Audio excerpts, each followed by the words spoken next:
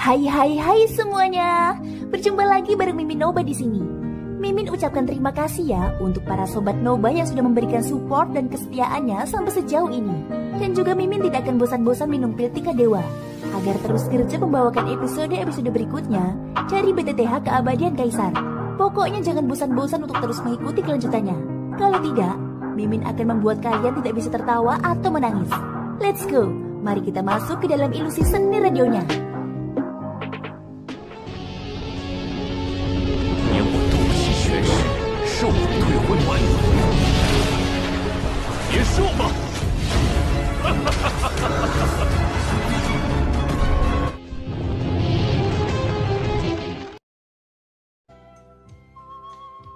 Melanjutkan cerita dari episode sebelumnya ya. Di episode sebelumnya, serangan gabungan Xiaoyan dan Xiao Yueli terus membombardir Sulin tanpa celah. Namun di akhir serangan mereka, sekali lagi mampu dibalikan dengan kemampuan ruang angkasanya. Xiaoyan memandang dengan tenang, karena ketika dia memperluas bidang luar angkasa, dia sudah mengetahuinya. Sulin tidak lebih dari mengganggu ruang, tapi yang tidak bisa diubah adalah aturan ruang. Hanya saja Sulin sangat pintar. Dia saat ini melancarkan serangan sengitnya, berharap bisa mencegah Xiaoyan dan Xiao Yueli sempat mengetahui keberadaannya. Dengan cara ini, Xiaoyan dan Xiao Yueli tidak memiliki target serangan yang akurat. Setelah terkena sedikit goresan pedang terbang dari sebelumnya, Xiaoyan merasakan energi dan darah di tubuhnya bergejolak. Lalu darah segar meluap dari sudut mulutnya. Pedang terbang itu sebenarnya beracun. Xiaoyan mengerutkan keningnya. Tubuh keabadian fisik berbeda dari tubuh biasa. Laju aliran darahnya beberapa kali lebih tinggi. Justru karena itulah penyebaran racunnya akan lebih cepat. Meskipun keabadian fisik sangat kuat, namun inilah kelemahannya. Tepat ketika Xiaoyan hendak meminum pil kontrasepsi, dia mendapati bahwa pil racun di pusat meridiannya tiba-tiba menunjukkan reaksi. Pil racun itu mengerahkan kekuatan dan langsung menyerap racun yang menjalar di tubuh Xiaoyan. Adegan tiba-tiba ini juga mengejutkan Xiaoyan. Dia tidak menyangka pil racun itu bisa begitu efektif. Pil racun ini awalnya ditinggalkan oleh Ning Yang, menggunakan kekuatan penuhnya untuk menyeret Xiaoyan musnah bersamanya. Namun dengan campur tangan Yuyan, racun yang menginfeksi tubuhnya hingga membusuk saat itu dikumpulkan dan dipadatkan menjadi sebuah pil. Dan pada akhirnya pil racun itu tetap berada di pusat meridiannya hingga saat ini. Setiap racun yang memasuki tubuh Xiaoyan akan terserap oleh pil racun tersebut. Hanya saja Xiaoyan tidak bisa untuk tidak khawatir. Meskipun ini bisa dikatakan berkah dan menutupi kelemahan tubuh keabadian fisiknya, namun esensi racun yang diserapnya masih ada di tubuh Xiaoyan. Xiaoyan tidak tahu kapan pil racun mencapai batasnya. Jika itu tiba-tiba meledak di tubuhnya, maka tingkat bahayanya sudah jelas. Pada saat ini melihat ke atas, sepertinya ruang di mana sosok Sulin berada terus terdistorsi, dan tidak mungkin untuk menentukan mana yang asli dan mana yang palsu. Namun Xiaoyan merasa akan lebih baik mengambil resiko daripada tetap di tempatnya. Segera langkah guntur ekstrim dilepaskan. Sosoknya bergerak untuk menemukan hukum ruang yang terdistorsi ini. Ayah tidak perlu repot-repot menemukannya. Saat ini Xiao Yueli berkata dengan lembut. Pada saat yang sama dia melambaikan sabit kematian di tangannya. Domain kematian, buka! Begitu Yueli mengaktifkan domain abadinya, semua orang yang tewas dalam pertempuran di sini telah dibangkitkan dan jumlahnya sangat mencengangkan.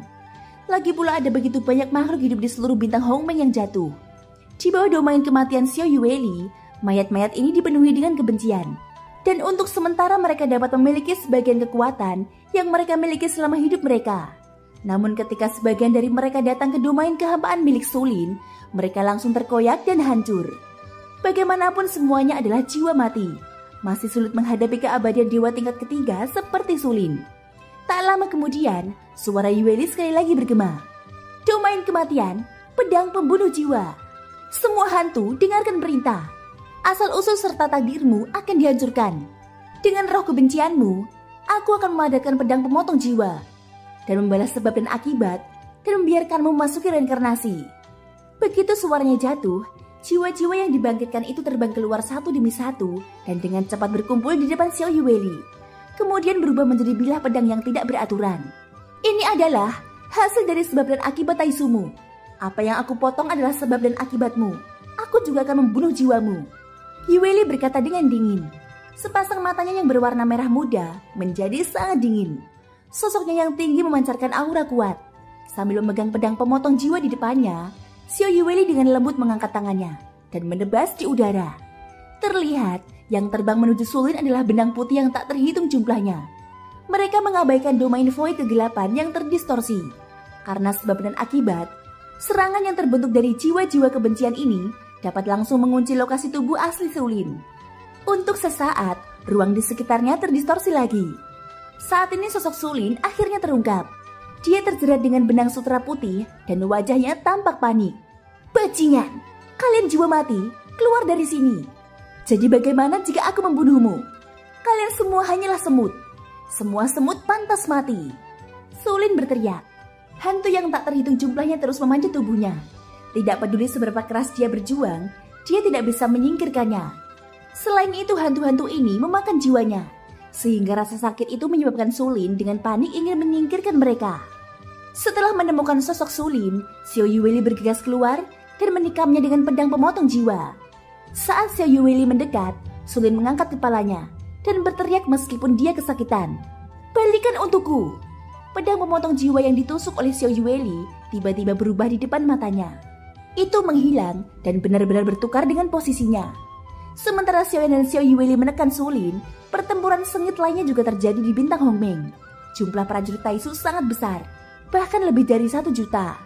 Untungnya ada orang-orang kuat dari dunia iblis kuno, sehingga situasinya masih berada dalam kendali mereka. Namun sekarang yang merepotkan adalah ketiga tuh bersaudara juga bergabung di medan perang. Lagi pula jika mereka tidak melakukan apa-apa, mereka juga takut dimintai pertanggungjawaban oleh Sulin nantinya. Selain itu, jumlah prajurit Taisu masih bertambah, dan untuk sementara seluruh situasi pertempuran menjadi sulit. Meskipun 50.000 keabadian dewa dari dunia iblis kuno terus-menerus membunuh, jumlah prajurit Taisu yang keluar dari kapal Dewa Void terus bertambah bukannya berkurang.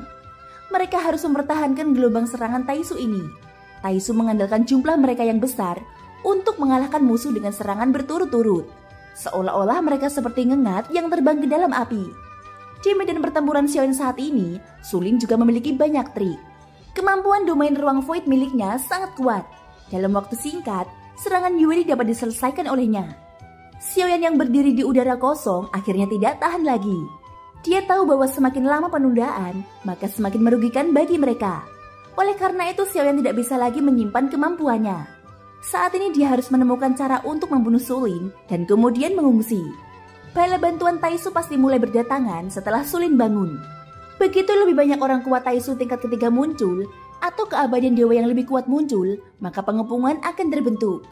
Tubuh asli Xiaoyan belum menembus keabadian dewa. Metode terkuatnya saat ini masih merupakan klon Yuan Shen. Setelah mengambil keputusan, 9 segel bintang berkelap-kelip di antara alisnya. Sepasang matanya terbuka dan tertutup. Saat berikutnya 2 bintang yang bersinar muncul di matanya. Dalam sekejap, tubuh Xiaoyan berubah menjadi ribuan kaki. Kemudian tubuhnya tiba-tiba meledak dan berubah menjadi kabut darah. Tubuh 10.000 kaki bukanlah batasnya. Dengan kabut darah yang meledak itu, raksasa yang mencapai ketinggian langit tiba-tiba memadat. Tanpa mengatakan omong kosong lagi, Xiaoyan langsung menampilkan jari penghancur bintang.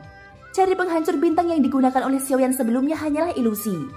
Tetapi pada saat ini, di bawah tubuh keabadian fisik super raksasanya, jari-jarinya menutupi langit dan matahari, seolah ingin menembus melalui bintang-bintang. Kekuatan yang dikeluarkannya sudah jelas. Xiao Yueli secara alami mengerti dan sudah mundur ke samping. Jari penghancur bintang mencangkup jangkauan yang sangat luas. Dengan cara ini, keefektifan ruang void yang bisa membalikan milik Sulin hampir tidak berlaku untuk Xiaoyan. Tapi Sulin tetap melepaskan kekuatannya sebanyak mungkin dengan kedua tangannya. Membuat persegi dengan jari telunjuk dan ibu jarinya, lalu membidik ke arah Xiaoyan. Nirwana menghindari penghancur. Setelah kata-kata itu jatuh, terlihat kekosongan di depan jari Xiaoyan terus-menerus runtuh, membentuk kekuatan tumbukan yang kuat untuk memblokir serangan Xiaoyan.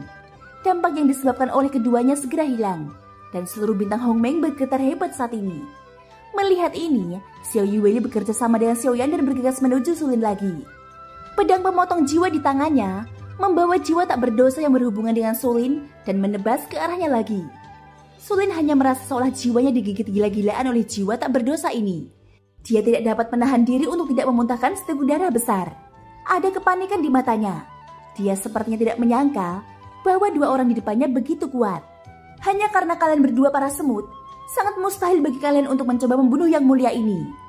Melihat bahwa dia benar-benar dirugikan, Sulin tiba-tiba berteriak keras. Lalu tiba-tiba membuka tangannya.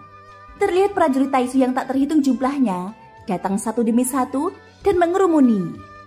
Thank you guys sudah mendengarkan ceritaku di episode kali ini sampai akhir. Ikutin terus kelanjutan episode berikutnya ya. Semoga hari kalian menyenangkan. Sampai jumpa dan bye-bye.